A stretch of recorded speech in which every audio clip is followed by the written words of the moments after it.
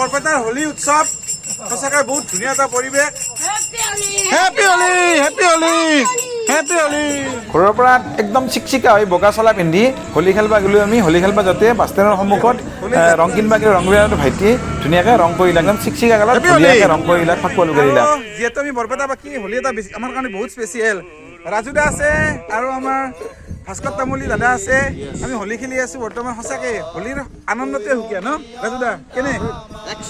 Excellent না? ৰাজু দা, মই আৰু এইফালে ডিম্পল আছে আৰু এজন ল'ৰা আছে। আমি গোটেইকেইটাই ধুনীয়াকৈ হোলী খেলি আছো। মজা পৰিৱেশ। আচলতে হোলী বুলি ক'লে আনন্দ যিটো আছে সেইটো একদম সুকীয়া আনন্দ কিন্তু সঁচাই।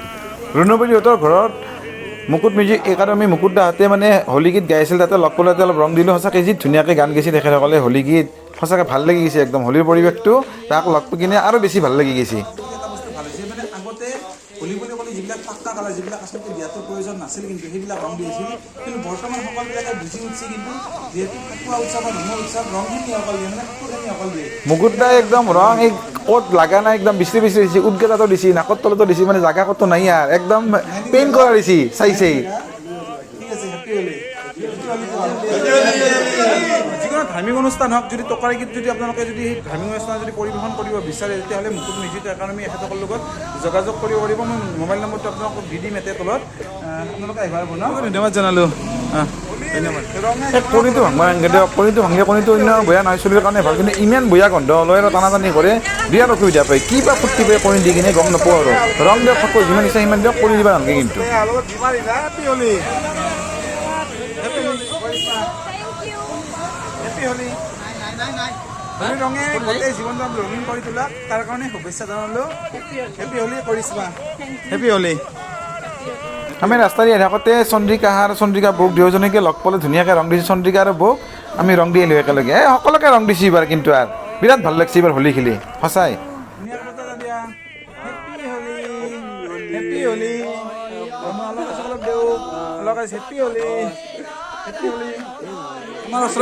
আমাৰ ওচৰৰে ভণ্টি এজনীক দেওঁ, হেপী হোলী। মানে আগতে কি আছিল, পাক্কা ৰংবিলাক দিছিল, কিন্তু আজিকালি ভাল হৈছে। আজিকালি ফাকুৱা দিয়ে, ফাকুৱাৰ উৎসৱটো সঁচাকৈ ভাল লাগে আমাৰ। কিন্তু পাক্কাটো একচুৱেলি ডেঞ্জাৰ বস্তু এইটো। ষ্টেট বেংকৰ ওচৰতে মোহন গেৰেজ আছে, মোহন গেৰেজত আমি আহিলোঁ। আমি মোহন গেৰেজত এই হোলীৰ দিনাও মানে তেখেতসকলে চাৰ্ভিচ দি আছে। ধন্যবাদ জনাইছোঁ আপোনালোকে এই হোলীৰ দিনা যিহেতু আপোনালোকে কৰি আছোঁ আৰু মানে ইমান হোলীও খেলি আছে মাজতে, আৰু গাড়ী দেখা পাইছে না গাড়ী এইবিলাক গাড়ীবিলাক ভাল কৰি আছে মানে আজিও। কাৰণ গাড়ী এখন যদি বঢ়িয়া হৈছে, গাড়ীখন যদি বঢ়িয়া হৈছে, কিছুমান মানে আমিও হোলীৰ সময় আমি প্ৰত্যেকগৰাকী ব্যক্তিকে হোলী মানে স্পৰ্শটো কৰিব বিচাৰোঁ। আচলতে আমাৰ এতিয়া সৰ্থেবাৰী যিটো শিৱ মাইনাৰী আছে, তাৰ মেনেজাৰ তেওঁ বহুত দূৰৰ পৰা সৰ্থেবাৰী আহি কিনে কাম কৰি আছে। আৰু চাওক এই গাড়ীৰ ওপৰত চাওক মানে সেই কৰি আছে। আৰু মানে হোলীৰ হেৰি দিলোঁ, ৰং দিলোঁ, আৰু লগতে কামনা কৰিলোঁ যিটো ৰং দিছোঁ আমি, এই ৰঙে তেওঁৰ জীৱনকো ৰঙীন কৰি তোলাক তাৰে আশা কৰিলোঁ। আৰু আমাৰ বিবেক দা আছে আৰু ব্ৰজেন আছে। ব্ৰজেনৰ এইবাৰ 1 বছৰ মানে হোৱা নাই, তেওঁৰ দেউতাক ঢুকোৱাৰ কাৰণে তেওঁ বৰ্তমান ৰং দিব পাৰে। Happy Holi, happy Holi. নিজৰ প্ৰতি ঘৰ আহিলোঁ আৰু ৰং দি আছোঁ মই নিজৰ প্ৰতি মইনাটোক। হেপী হোলী মইনা, তাৰ মুখখন একবাৰ দেখাই দিয়া। Happy Holi, happy Holi, happy Holi বাইদেউ, happy Holi, happy Holi, happy Holi, happy Holi, happy Holi.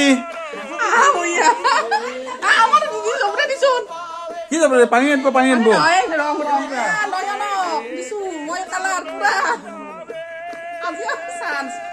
মানে আচলতে আমাৰ এই ৰঙে জীৱনকো ৰঙীন কৰি তোলাক, কাৰণ আমাৰ গোটেই মানুহৰে মানে এইটো ভাতৃত্ববোধ যিটো সম্পৰ্ক মধুৰ হয় সঁচাকে এইবিলাক কৰাৰ কাৰণে হয়নে? সঁচাকে হোলী বুলি ক'লে এটা বেলেগ এটা আনন্দ, বেলেগ ফূৰ্তিৰ কথা। সৰ্থেবাৰীত আমি আহিলোঁ, কেইজনমান মহিলা লগ পালোঁ, ৰং খেলিলোঁ। যিহেতু টাইমটো দেৰি হৈছে, তথাপিও মহিলাকেইজনে মানে কি গা চা ধুয়াৰ পিছত আমাক ফটা দিবা দিছে। কিন্তু সঁচাকে এই আমাৰ একতা, এই আমাৰ মৰম, হোলীৰ মৰম হয়নে?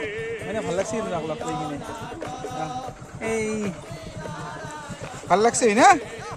হেপী হোলীতে হয় না?